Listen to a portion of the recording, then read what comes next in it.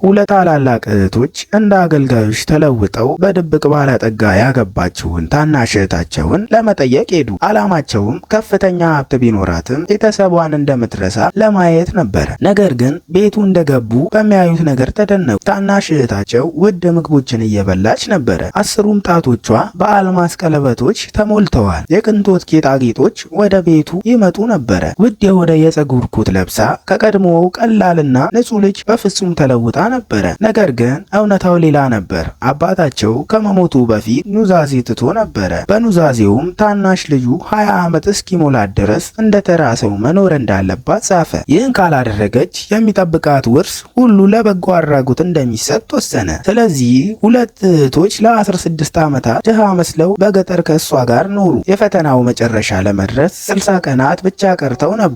ነገር ግን ታናሽ እህታቸው በድንገት ወደ ቤት ተመለሰች። እህቶቿ የደበቁትን የቅንጡ ዕቃዎች ለመደበቅ ጊዜ አላገኙም። አንዲቷ እህት ጥንታዊ የአበባ ማስቀመጫ የት እንዳስቀመጠች ለማስረዳት ተቸገረች። በሌላ በኩል በታላቅ እህቷ ክፍል ውስጥ የነበረ ሰው ተገኘ። ታናሽ እህቷም ወዲያውኑ ሁኔታውን ተረዳች። እሷ ግን እህቶቿን አልከሰሰችም። ይልቁንም ሁለቱ እህቶቿ ለእሷ ሲሉ በጣም እንደተሰቃዩ አሰበች። አንዲቱ ቆሻሻ በመሰብሰብ ገንዘብ እንደምታገኝ፣ ሌላዋም ከሰዎች ጋር በመጠጣት ቤተሰቡን እንደምትደግፍ አመነች። ስለዚህ እሷም ከአሁን በኋላ ቤተሰቧን ራሷ ለመደገፍ ወሰነች። ገንዘብ ለማግኘት በአንድ የምሽት ክለብ እንደ አገልጋይ ስራ ጀመረች። በዚያም ቦታ አንድ ሰው ባለጠጋ ዋና ስራ አስፈጻሚ ለመመረስ ሲሞክር አየች። ወዲያውኑ ጣልቃ ገብታ ህይወቱን አዳነች። ከዚያ በኋላ በመካከላቸው ያልተጠበቀ ግንኙነት ተፈጠረ። ዋና ስራ አስፈጻሚው ቤተሰቡ እንዲያገባ ጫና ሲያደርግበት ነበር። ስለዚህ ልጅቷን በሐሰት እንድታገባው $3 ሚሊዮን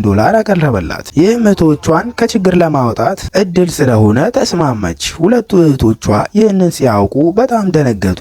ፈተናው ለመጨረስ ጥቂት ጊዜ ብቻ ቀርቶ ስለነበር ይህን ነገር ሁሉንም እንዳያበላሽ ፈሩ። ዋና ስራ አስፈጻሚው የጋብቻ ስምምነቱን ይዞ ወደ ቤታቸው ሲመጣ እህቶቿ ልጅቷን ወደ ክፍሏ ቆልፈው ጋብቻውን ለማቆም ሞከሩ። ነገር ግን ዋና ስራ አስፈጻሚው ሁሉንም ችላ ብሎ በሩን ከፍቶ ልጅቷን ይዞ ወጣ። በዛን ጊዜ ሌላ ሚስጥር ተገለጠ። የዋና ስራ አስፈጻሚውና ልጇን ለማግባት የፈለገችው ሴት ሌላ ሰው አልነበረችም። የልጅቷ ሁለት ታላላቅ እህቶች ነበሩ። በማግስቱ ዋና ስራ አስፈጻሚው ልጅቷን ወደ ቤቱ ሲያመጣ የቅንጦት መኪና በቤቱ ደጃፍ ቆሞ በሩ ተከፈተ። ሁለቱ እህቶችም ወደ እውነተኛ ማንነታቸው ተመልሰው ወጡ።